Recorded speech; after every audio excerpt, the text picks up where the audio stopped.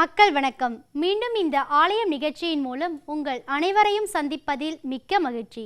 சிவன் கோவில் ஆனாலும் சரி, பெருமாள் கோவில் ஆனாலும் சரி, முருகன் கோவில் ஆனாலும் சரி, அம்பாள் கோவில் ஆனாலும் சரி, எங்கே அன்பு இருக்கிறதோ அங்கே கருணை இருக்கும், அங்கே தெய்வம் இருக்கிறது இல்லையா?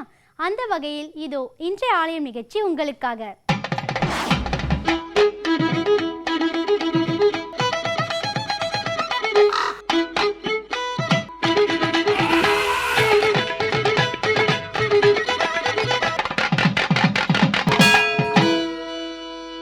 நீலமேனி நாயகனே என்று பெருமாளை வைணவ அடியவர்கள் பாடி அருள் பெறும் வைணவ திருத்தலங்களில் ஒன்றையே இன்றைய ஆலயம் நிகழ்ச்சியில் நாம் காண இருக்கிறோம்.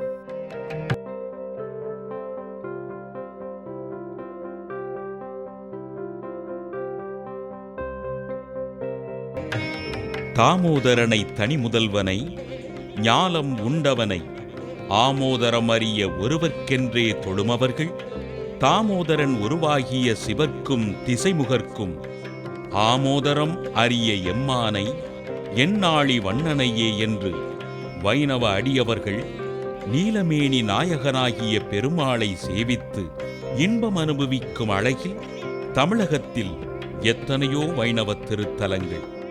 அவற்றில் தென்கலை வைணவ திருத்தலங்களில் ஒன்றே இந்த தாமோதர பெருமாள் திருக்கோவில்.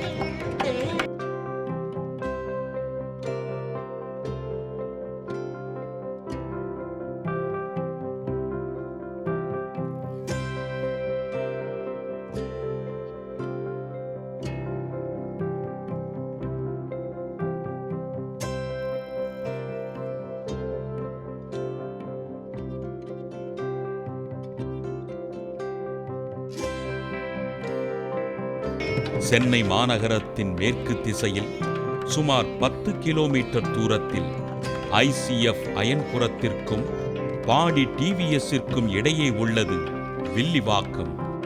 வில்லிவனமாக இருந்ததால் வில்வவனம் என்றாகி மருவி வில்லிவனமாகி இப்போது வில்லிவாக்கம் என்று அழைக்கப்படுகிறது. இந்த ஊரின் நடுநாயகமாக அழகிய வீதிகளுக்கு நடுவே இந்த தாமோதர பெருமாள் திருக்கோயில் அமைந்துள்ளது.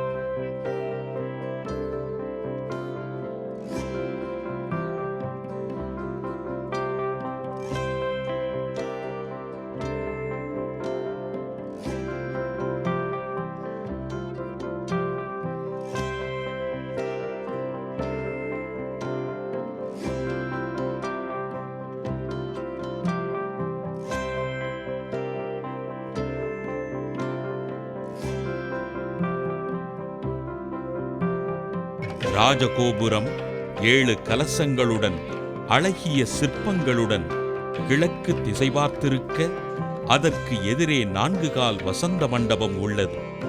வலப்புறம் சயனாதிவாச மண்டபத்தை தாண்டி பலிபீடம், உயரமான கொடிமரம், கருடன் சன்னதி உள்ளது. கருடன் சன்னதிக்கு எதிரே கருவறை. கருவறையின் வலப்புறம் நம்மாழ்வார், இடப்புறம் ராமானுஜர் சன்னதியும் உள்ளன.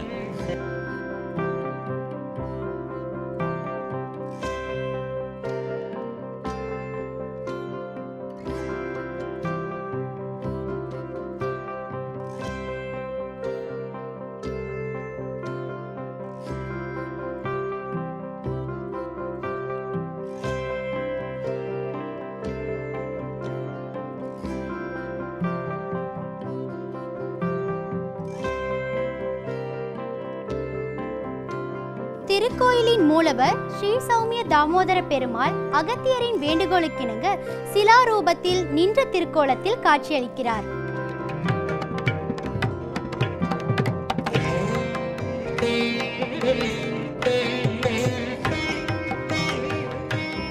இந்த திருக்கோவிலில் மூலவராக ஸ்ரீ சௌமிய தாமோதர பெருமாள் சிலாரூபத்தில் நின்ற திருக்கோலத்தில் சேவை சாதிக்கிறார்.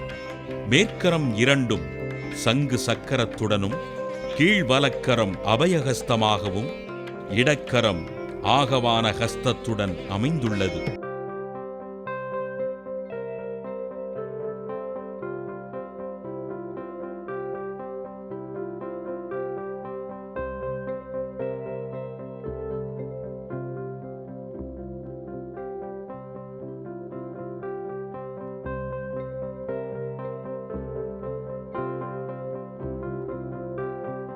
ஸ்ரீதேவி பூதேவியுடன் விளங்கும் இந்த பெருமாளின் அடிவயிற்றில் தழும்பு வடுக்கள் அமைந்திருப்பதாக கூறுகிறார்கள்.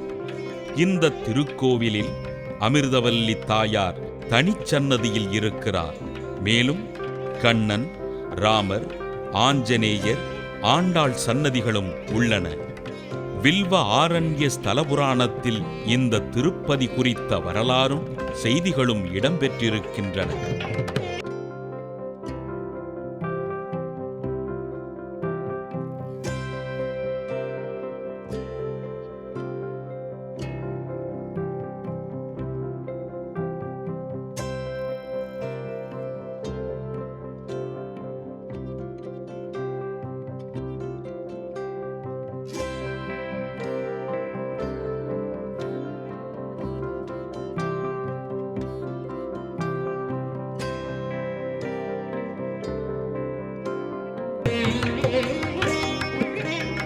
அகத்தியரின் வேண்டுகோளின்படியே இந்த திருத்தலத்தின் பெருமாள் எழுந்தருளியிருக்கிறார்.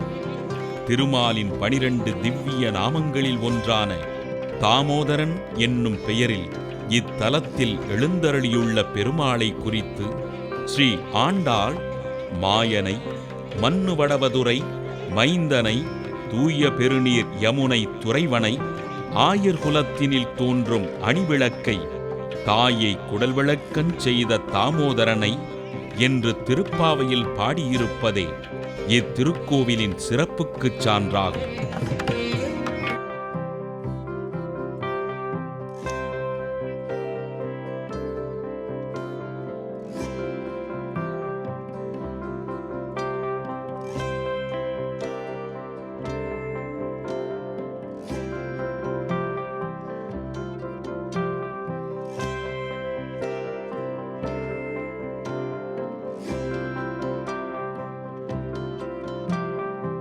ஆலயம் நிகழ்ச்சியின் அடுத்த பகுதியாக வருகிறது திருப்புகழ். திருப்புகழில் எண்ணிலடங்கா பாடல்கள், ஒவ்வொன்றும் ஒவ்வொரு வகையில் இயல் சிறப்பும் இசை சிறப்பும் நாடக சிறப்பும் வாய்ந்தவை. இனி இன்றைய பகுதியில் என்ன திருப்புகழ் பாட்டு, என்ன விளக்கம் என்று பார்ப்போமா? எல்லோரும் இன்புற்றிருக்க நினைப்பதுவே அல்லாமல் வேறொன்று அறியேன் பராபரமே. அருணகிரிநாதர் திருவிழிமேளைக்கு சென்றார். திருவிழிமேளை என்பது இறைவனுடைய பெயர். நேத்ரார்ப்பணேஸ்வரர் என்பார்கள். திருமால் தன் திருக்கண்களை கொண்டு அங்கே இறைவனை வழிபாடு ஆற்றியதன் காரணமாக இறைவன் அந்த பெயரை கொண்டார் என்பது தலபுராணம் சொல்லக்கூடிய தகவல்.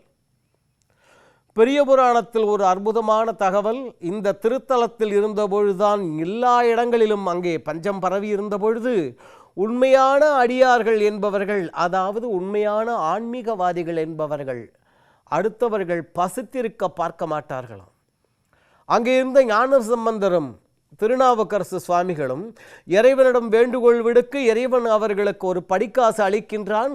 அதை கொண்டு அவர்கள் மற்றவர்களின் பசி ஆற்றியதாக அங்கே பெரிய புராணமும் பேசுகின்றது, தலபுராணமும் பேசுகின்றது. அப்படிப்பட்ட அந்த திருத்தலத்தில் எழுந்தருள் இருக்கக்கூடிய ஆறுமுக வள்ளலிடம் அருணகிரிநாதர் வேண்டுகோள் விடுக்கின்றார். உன்னுடைய திருவடிகளை என் தலையின் மேல் வை, அடியார்களுக்கு அப்படி செய்யக்கூடியவன் நீ. அப்பா, உன்னை உயிரை காப்பாற்று, உயிரை காப்பாற்று என்று ஒரு தடவையாவது உன் திருநாமத்தை சொல்லி நான் கூவ வேண்டும், அதற்காவது எனக்கு அருள் செய் என்று அழுது தொழுகின்றார்.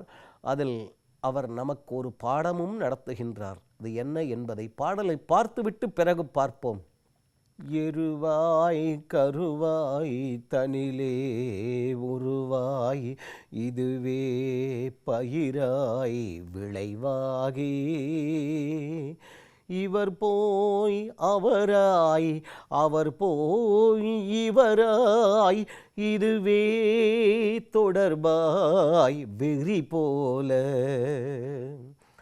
ஒரு தாய் இரு தாய் பல கோடிய தாய், உடனே அவமாய் அழியாதே.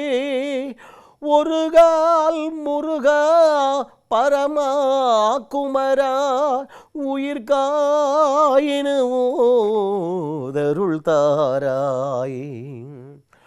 ஒரு கால் முருகா எனவோதடியார், முடிமேல் இணைத்தாள் அருள்வோனே. முனிவோர் அமரோர் முறையோ எனவே, முதுசூர் உருவேல் விடும் வேலா.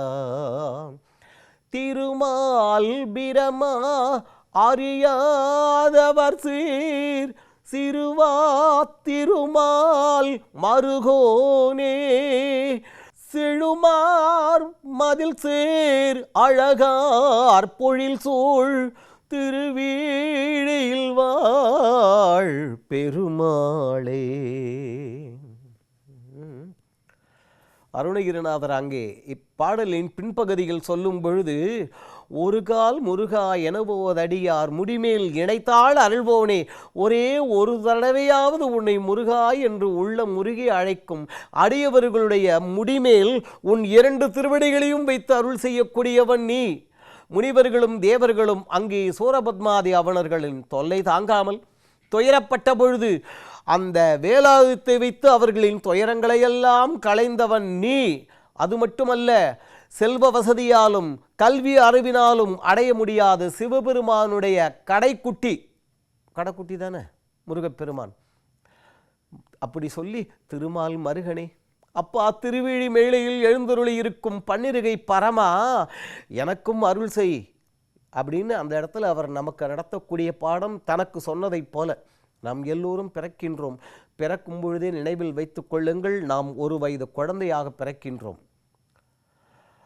ஆகாயத்திலிருந்து மழை மூலமாக பூமிக்கு வந்த அந்த அணுக்கள் ஆன்மாக்கள் என்று சொல்கின்றோமே, உயிர் என்று சொல்கின்றோமே, செடிகளிலும் கொடிகளிலும் எருவாய் பயிராய் விளைந்து அவ்வாறு தகப்பனாரிடம் சேருகின்றது. தகப்பனாரிடம் 2 மாதம் ஆணிடம், பிற்பாடு தாயிடம் அது பரிமாறப்பட்டு 10 மாத காலங்கள், அங்கே 10 மாதம் இங்கே 2 மாதம், பிறக்கும் பொழுதே 1 வயது குழந்தையாக பிறக்கின்றோம். அதன் காரணமாகத்தான் சில பேர் இந்த 60ஆம் கல்யாணங்கிறதல்ல, 60 வயசு ஆரம்பிக்கும் பொழுது பண்ணிக்கிறதா அல்லது 60 வயசு முடிஞ்ச அப்புறம் பண்ணிக்கிறதா என்பார்கள். சில பேர் அந்த 1 வருடத்தையும் கணக்கில் கொள்ளுவார்கள், சில பேர் கொள்ள மாட்டார்கள்.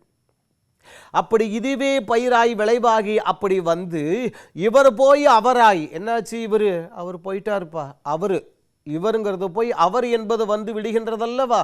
இதுவே தொடர்பாய் வெறி போல மறுபடியும் மறுபடியும் பிறந்து இறந்து இறந்து பிறந்து கொண்டிருக்கின்றோம். அப்பா, ஒரு தாய், என்னை பெத்த என் தாயார் என்ன ஆச்சு, அந்த தாயார் இறந்து விட்டாள். மறுபடியும் அவள் என்ன ஆனாள் என்றால், நாலடியார் அழகாக விளக்கம் சொல்கின்றது. எனக்கு தாயானாள், என்னை ஈங்கிட்டு என்னை இங்கே விட்டுட்டு தனக்கு தாயானவளை தேடி போய்விட்டாள். அதாவது அவள் போய்விட்டாள், மறுபடியும் அப்போ அவளுக்கு அம்மா, அவள் தனக்கு தாயாகியாலும் அப்படி. அதுதான் இந்த உலகத்தில் நடக்கக்கூடிய பெருமை என்று சொல்கின்றது நாலடியார். அதைத்தான் ஒரு தாய் இரு தாய் பல கோடியதாய் ஒவ்வொரு பிறவியிலும் ஒவ்வொரு தாயாருக்கும் மகனாக நாம் பிறக்கின்றோம். பிறந்து என்ன ஆச்சு என்றால் வேறு எதுவும் அல்ல, உடனே அவமாய் அழியாதே, பிறந்ததன் பலன் ஏதாவது இருக்க வேண்டும் அல்லவா. அப்பா, நான் அவமாக அழியக்கூடாது. அதற்கு என்ன வேண்டும்? ஒரு கால் முருகா பரமா குமரா என்று உயிர்காய் என ஓது அருள் தாராய். உன்னுடைய திருநாமத்தை சொல்லி, அப்பா நான் உன்னை ஓத வேண்டும், கூவ வேண்டும், என் உயிரை காப்பாற்று என்று உன்னிடம் வேண்ட வேண்டும். அப்படிப்பட்ட அருளை எனக்கு செய் என்று அருணகிரிநாதர் வேண்டுகின்றார். நாமும் அதையே வேண்டுவோம். முருகா, என்னை காப்பாற்று அல்ல, முருகா எங்களை காப்பாற்று. எல்லா இடங்களிலும் அமைதி தவழட்டும். என்ன நேயர்களே, இன்றைய ஆலயம் நிகழ்ச்சியில் இடம்பெற்ற கருத்துக்களும் காட்சிகளும் உங்களுக்கு புத்துணர்வையும் புதிய அனுபவத்தையும் தந்திருக்கும் என்று நம்புகிறோம். இந்நிகழ்ச்சி குறித்த உங்கள் கருத்துக்களை எங்களுக்கு தெரியப்படுத்துங்கள். மீண்டும் வேறொரு ஆலயம் நிகழ்ச்சியில் உங்களை சந்திக்கும் வரை உங்களிடமிருந்து விடைபெறுவது சரண்யா. நன்றி, வணக்கம்.